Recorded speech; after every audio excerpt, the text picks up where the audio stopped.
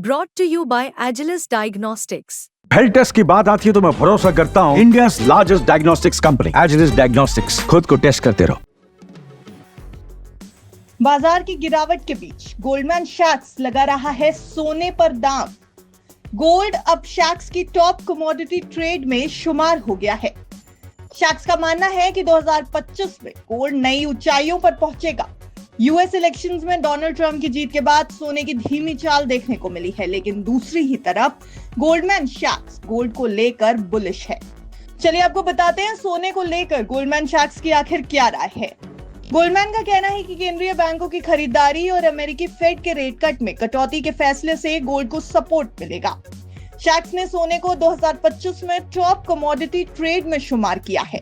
Goldman के analyst के मुताबिक अगले साल के आखिरी यानी दिसंबर 2025 तक सोने का भाव प्रति ऑन्स $3,000 तक पहुंच सकता है।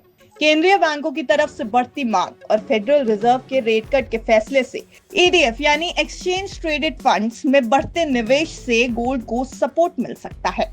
स्पॉट गोल्ड की बात की जाए तो अभी ये $2,590 प्रति ऑन्स के करीब है, जो पिछले महीने $2,790 प्रति ऑन्स से ऊपर पहुंचा हुआ था। वैसे देखा जाए तो सोने की चमक पिछले 1 साल से लगातार बढ़ी है, लेकिन अमेरिकी राष्ट्रपति चुनाव में डोनाल्ड ट्रंप की जीत के तुरंत बाद डॉलर को बढ़ावा मिला, जिससे सोने के अच्छे दिन खत्म होते दिखाई देने लगे और इसकी कीमत में भारी गिरावट भी आई।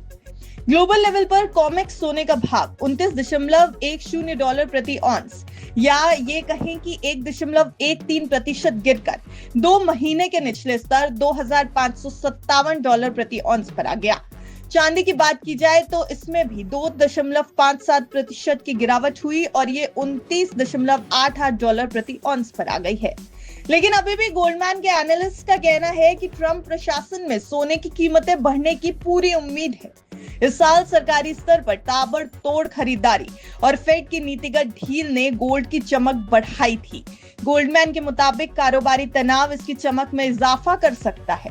इसके अलावा अमेरिका के फिस्कल सस्टेनेबिलिटी को लेकर बढ़ती चिंताएं भी कीमतों को सहारा दे सकती हैं।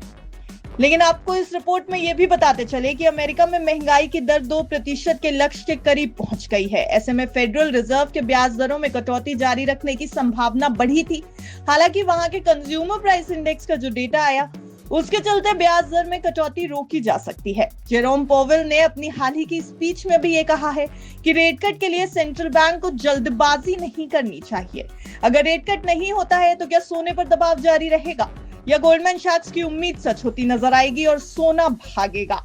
अब ये तस्वीर तो आने वाले समय में ही साफ होगी। आपको क्या कुछ लगता है हमें कमेंट सेक्शन में जरूर बताएं। ब्यूरो रिपोर्ट, विस्तार।